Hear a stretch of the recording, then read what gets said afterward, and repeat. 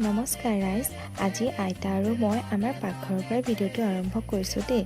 আমি দুজনীয়ে আজি বনাবলৈ লৈছোঁ মৰা পাতৰ লগত খাৰ শাক, আকৌ সৰু সৰু কচু, কণবিলাহীৰ লগত পাতত দিয়া আৰু বুটৰ লগত ঢেকীয়াৰ ভাজি।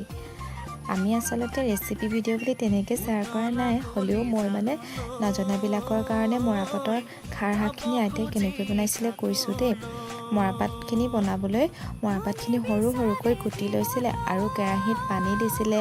তাতে খুন্দু চাউল চাউলৰ সৰু গুড়াটো দিছিলে আৰু তাত দিছিলে কঁঠাল গুটি, আকৌ নিমখ। তাত কিন্তু হালধি ব্যৱহাৰ কৰা নাছিলে। আৰু এইখিনি যেতিয়া উতল এটা আহিছিলে তাতে কলৰ বাকলিৰ পৰা যিটো খাৰ উলিয়াই থোৱা হয় সেই খাৰখিনি দি দিছিলে। আৰু তাতে হালধি নিদিলেও বৰ ধুনীয়া এটা ৰং আহে। আৰু যেতিয়া সেইখিনি উতলি আহিলত কেৰাহী নমাই থোৱা হয় আৰু এনেকৈ আজি আমি খালেও বনাই বৰ ভাল লাগে।